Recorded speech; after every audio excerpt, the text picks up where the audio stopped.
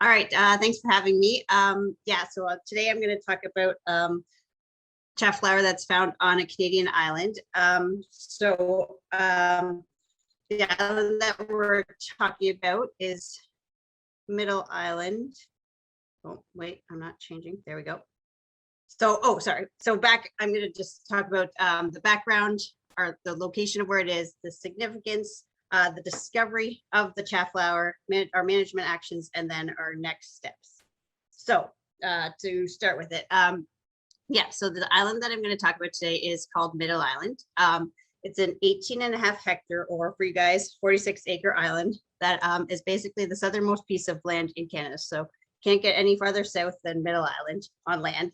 It's about 150 meters from the Canada-US border, so it's pretty close. It was acquired by the Nature Conservancy of Canada with the help of Parks Canada and other supporters at an auction in 1999 from an American owner. It was then transferred to Parks Canada, specifically Point Pelee National Park, in 2001. And then the only caveat that the Nature Conservancy had when they transferred it to us was that it had to be classified as a Zone 1, which is kind of special preservation. So at Parks, we have like four different zones. So Zone 1 is like the highest level of protection. So it's reserved for like zones that have like support or contain unique or threatened natural and cultural features. And then just another interesting little tidbit about Middle Island. It was rumored that Al Capone used to have a clubhouse on the island, and you can kind of see it right kind of like in the middle of the island right here. That used to be a little clubhouse. And so it was rumored that he used to run from there because it's so close to the US border. They would just, if the RCMP came along, they would just dump it in over on the US side because it was so close. So that's just a random interesting tidbit. But the clubhouse isn't there anymore. It was burned by vandals. So unfortunately, we had to take it down when we acquired the island just for safety reasons. But just an interesting tidbit. So basically where it's located, basically in the western basin of Lake Erie, surrounded by Michigan, Ohio, and Ontario. You can see at the very top of the screen here, this is Point Pelee National Park jutting out into the lake. And then Middle Island is right down here in the middle of the page. And you can see this little dashed line right here is the Canada-US border. So can't get much closer than that. So the Parks Canada's goal for the island is that we wanted to maintain the ecological integrity of the island, including the protection of species at risk. And basically the main reason that the island was obtained was because of its high ecological value and the significant unique Carolinian flora and fauna that was found on the island. So this is just a picture kind of Miami mist, which is like a provincially rare species that we can find on the island. So other reasons that it's kind of significant, the island was designated as a Carolinian Canada signature site, which is basically a site that is a critical natural site. And this designation actually happened in like 1984 before like there was any national park thoughts of having it as a national park. And then it was also designated as an area of natural and scientific interest. And this was kind of, again, before the island was acquired by Parks Canada, a provincial designation because of the rare and unique plants and animals that are found on the island. And then also for us, there's 9 federally listed species at risk. So because we're a federal agency, we're responsible for all the federally listed species at risk. And there's also a whole bunch of different provincially rare species too that are found on the island. So just a few of them that we have that I have photos here of them. Moving from left to right, there's the Kentucky coffee tree. We got common hop tree, Lake Erie water snake, wild hyacinth, and red mulberry. And then a couple other ones that we have that I just don't have photos are blue ash, monarch, eastern fox snake.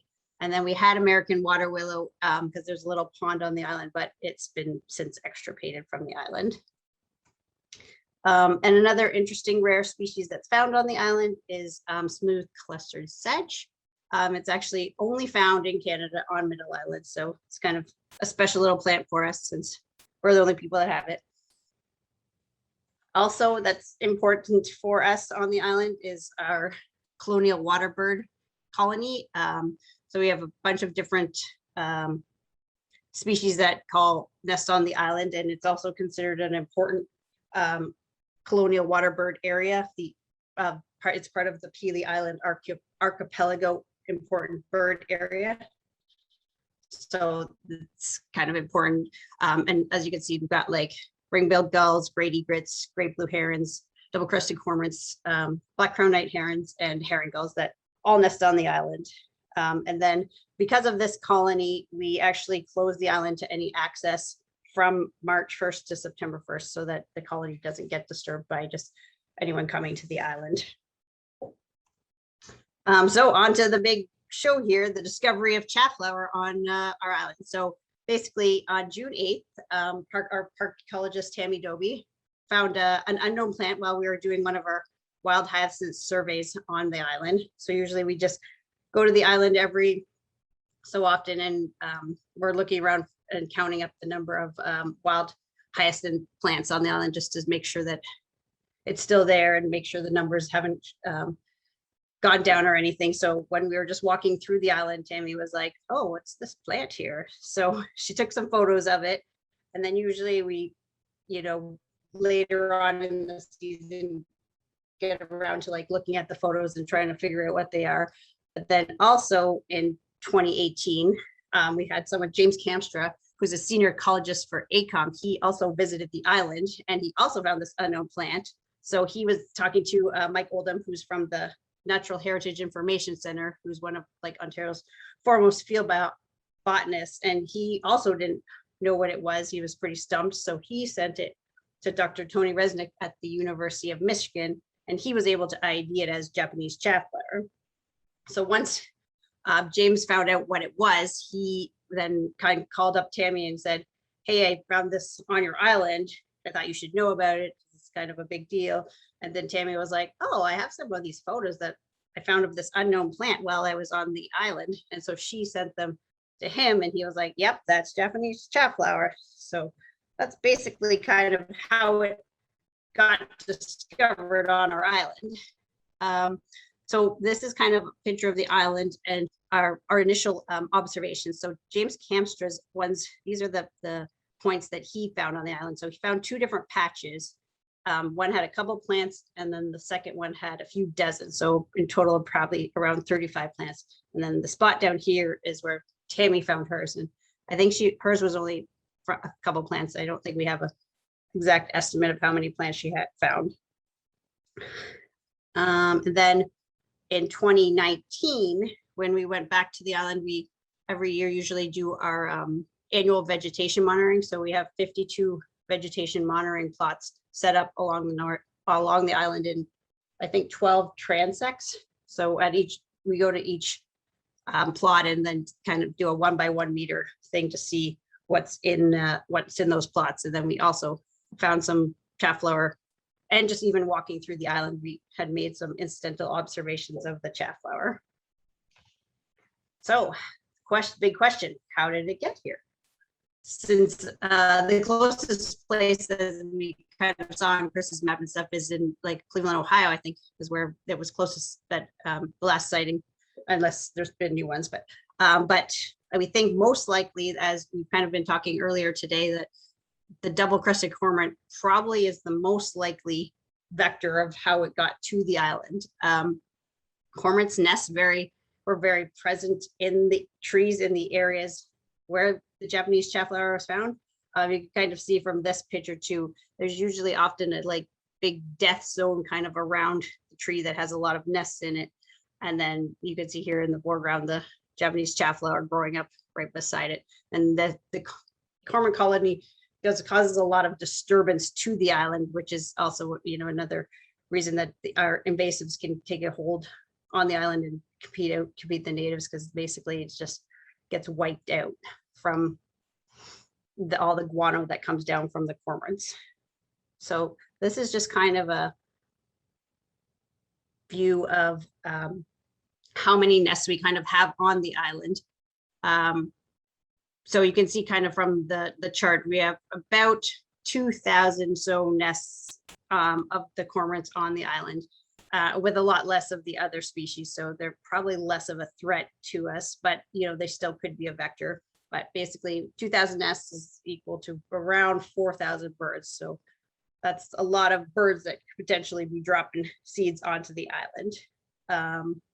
And that's just a picture of kind of the nests in the trees and then they could potentially just be dropping them anywhere. And this is kind of all usually bad invasives along the ground underneath them. And so this is just kind of these are our vegetation monitoring plots. And so we could see it's just kind of a comparison of 2018 and 2019. And you can see where like the higher nest densities are. So it's more on like the edges of this area and over here. And this is, the cormorants usually prefer to nest on the edges of them because they're not very good flyers. So they prefer to not stick out into in the center. And also previously, this actually used to be back in the days before parks owned it, used to be a runway. They used to actually have a runway here so planes could actually land. So the trees along here were always a lot smaller and they're just starting to now get to bigger. So they weren't really appropriate sizes for like cormorants and other colonial waterbirds to nest in. And then this is just kind of showing where like the initial sightings were found and then kind of comparing them to where the nest density. So probably most likely in the higher density areas. So basically, as this was kind of the first occurrence that happened in Canada, we had to notify the Canadian Food Inspection Agency because they are Canada's national plant protection organization. So since then, since we notified them, we've kind of been working with them to try to eradicate the chaff flower from Middle Island. In discussions with them, we decided it was best for Parks Canada to conduct management ourselves, as we're basically well-versed in the island and we know of the important species there, so we can make sure that they're not being impacted by any efforts to eradicate the chaff flower. So basically the CFA usually just contributes funds to us to actually access the island because we actually don't even have our own boat to get to the island. So logistically, it's very difficult often for us to even get to the island, and because it's almost 30 kilometers away from the park. So it's not like it's just walking into the park and spraying some chaff flower and getting out of there. It's definitely more of a logistical challenge. So our first treatment we did in 2019, and one treatment effort in July and one in August. And basically we sprayed the small ones or sprayed the large ones and pulled the small ones. So basically on our first trip, we found about 25 patches. So sprayed most of them, we pulled a few of them. And then on our second trip, we found more patches, 45 of them, and we sprayed and almost half of them and pulled about half of them. And we had a few more people this time, but usually we can only take about 6 people on a trip on the boat. So usually that's what we're limited by, is the number of people that we can bring to the island. So this is just kind of a map of where we did the treatment areas. And so as you can see too, again, this is like the kind of more high density cormorant area. And this is where we found the higher densities of chaff flower that we treated. And then again, still same over here. So overall in 2019, we treated about 70 patches. There was probably over 10,000 stems that we treated. This is probably an overestimation because we weren't really very specific in our number counting. It was more like, yeah, there's probably like 100 here, maybe 50 here. So I wouldn't say it's really accurate. We used about 1.2 liters or 0.32 gallons of herbicide. Most of the colonies the seedlings were associated with mature plants, which makes sense, especially since what we've been talking about today. We did see like lone seedlings that were found away from the nesting sites, but those were probably, as we've been saying, transported by other mammals. So there's been foxes, coyotes, and raccoons usually one consistently on the island every year. So it's highly likely, or even us moving through the island for our other monitoring could have tracked these seeds around. So then in 2020, we were lucky to get back out to the island. We made another 2 trips because we classified this as a high priority activity during the pandemic. So we were still able to get out there. We did see less patches, which had less plants, which was a good thing. So this year, or last year, we only treated, almost 2,000 stems. So the majority of them with herbicide, and only a few of them pulled. Basically, it was usually just like if we saw one random one, we just pull it out as opposed to using the herbicide. Or if it was closer to like an invasive or like a species at risk or something, we'd more likely pull it out if we could. If it was the smaller ones, then use the herbicide around it. And so, yeah, this is just kind of showing what 2019 and then 2020 treatments. So again, mostly we just went over the same areas and found a few new areas. So this is, again, just kind of comparing the 2019 cormorant nest densities to the chaff flower densities. So again, you could just see they're kind of in similar spots. So again, makes another case for it was most likely cormorants that brought the chaff flower seeds to the island. And then again, another just different representation of the chaff flower and the cormorant densities. And here this is a funny picture that Tammy had, so I thought I would just put it in, that basically a cormorant with just the chaff flower growing up beside it. So then next steps, we are going to continue management.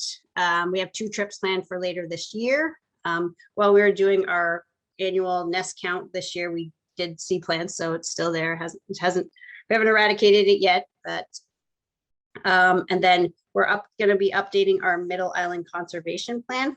So this was basically a plan that we made back in 2007 when we wanted to start doing management of the cormorants on the island. So it's mostly our big giant focus on the island has been to reduce the cormorant numbers. But now that we're kind of getting those numbers down, we're looking more at more of a restoration plan as opposed to conservation plans. Whereas because the chaff flower is not the only invasive species that we have on the island, and we need to we need a plan to kind of full restoration and attack all the invasive species and all the other issues that the island has as one whole plan, not just piecemeal individual things that we're tackling. And so also we just recently completed our invasive alien species management plan. So we're going to be, that's kind of will filter in also to the conservation plan into how we tackle invasives in the whole park.